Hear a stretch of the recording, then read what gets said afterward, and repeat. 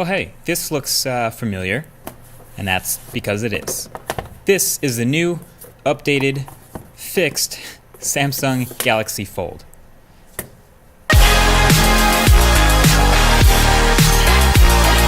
Hey, what is up guys, MKBHD here. So, a little refresher for those who may not have heard or may have forgotten the original story. So, as it goes, Samsung announced a crazy folding phone in February, Galaxy Fold.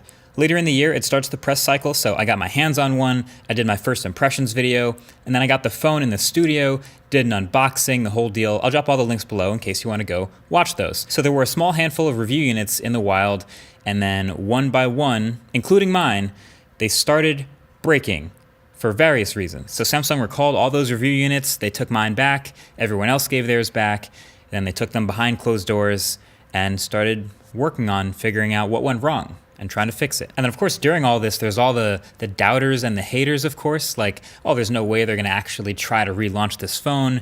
It's doomed. It's just nothing should happen like this. It's canceled. Maybe it's canceled, but all that brings us to right now. And as you can see, it isn't canceled. It's back. They've fixed it, and they're actually starting to ship this thing. So even though I already reviewed the original Galaxy Fold and all its quirks and all the things I liked and disliked about it, we're gonna take another look at it, what's different with this fixed one. And I wanna show you the updates and some extra thoughts and opinions I've had. So just looking at the new Fold, you can tell, of course, it's very similar. In fact, even if you paid super close attention to the original, you might not be able to tell exactly what is fixed about this new version. So here you go.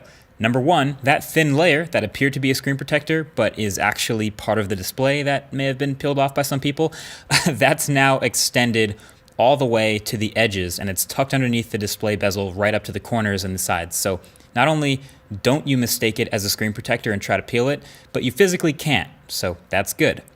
Then two, they've added these T-shaped caps at the top and bottom of the display right at the hinge to prevent any dust or debris from basically getting into the hinge itself. So if you look at footage of the old Galaxy Fold, it doesn't have these. And honestly, it's I guess a little surprising in hindsight that it didn't have this, or that they didn't think of this. I mean, it was kind of wild that the Fold had big gaps here basically before, and it looked crazy that you could just have stuff get into the phone. So it's good to see that these are sealed off now. Now it's not like liquid or water resistant or anything with these caps, but it's just a little bit more protective than it was before. And then there's other very subtle things, like the gap the hinge makes when the phone is closed is a little bit smaller. So you can see a crack still through the middle, but just barely. I don't think this has as much of an effect on durability as people might say, but this is true about it. And the hinge mechanism itself is a little more firm.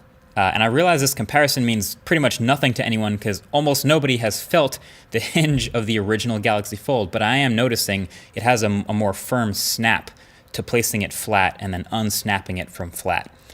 Other than that, it's still the same. The same wild phone that is a thin-screened mini phone when it's closed and a 7-inch square mini tablet when it's open. The same folding phone with a wireless charging, reverse wireless charging. It's the same phone with 6 cameras, 3 on the back, all really high-end, 2 on the inside, and 1 on the front cover. And all that means it's still fun, and it's still a unique experience for gaming, for web browsing. It's awesome for email, I think, and of course just multitasking in general on this absolutely huge display that you can fold and put in your pocket. The crease looks about the same to me too, and I was just curious if while they were behind closed doors, if they would change any other little things, like maybe improve the display material a bit, but it doesn't seem like anything aside from those few things are different. It's still going to be a soft plastic because it still has to fold in half in ways that hard glass can't. So much so that there's a new warning on the screen during the setup process that includes a warning to avoid pressing the screen hard.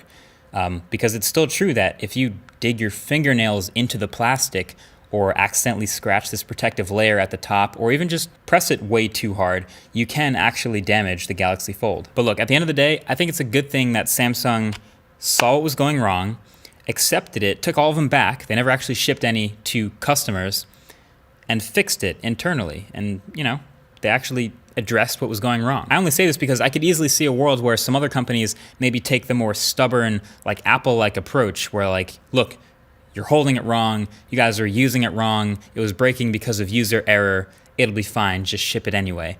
And that's something I'm glad Samsung didn't do. Like, let's just be totally real. They copy Apple in a lot of things. I'm glad they didn't copy that. It's just so wild that this all came down to a few little faults of the highly engineered hinge that had to happen to make this folding phone possible. But then they had to go ahead and re-engineer it again because the damn users kept breaking it.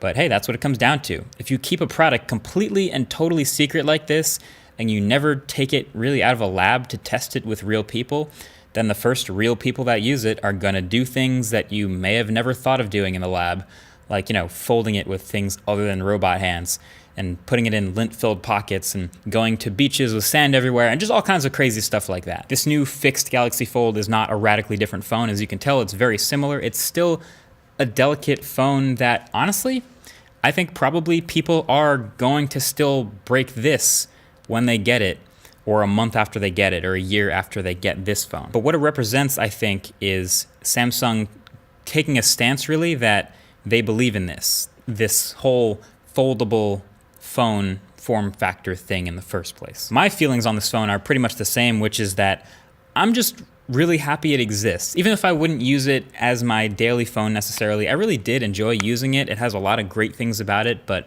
wouldn't use it, I don't think, on the daily. But I'm glad it exists, and I'm glad that companies actually take big risks like this still. In a world of, maybe more iterative phones, like you just saw the new iPhone. It's very similar to the last one. Big risks like this, and it's clear that this was a risk, we saw what happened, are still awesome to see. So I hope we someday get Samsung Galaxy Fold 2, maybe next year. I have no idea what that would look like or what would be different about it. It's pretty wild just seeing this first one, but I hope we get a sequel. Either way, that's it for this quick update. Also, do you want one of these? Because I do have an extra one. Thanks to Dbrand, I'm gonna do a giveaway of a Samsung Galaxy Fold on Twitter sometime in the next 48 hours or so. So go follow over there if you haven't already to get in on that. And hey, maybe you'll get lucky.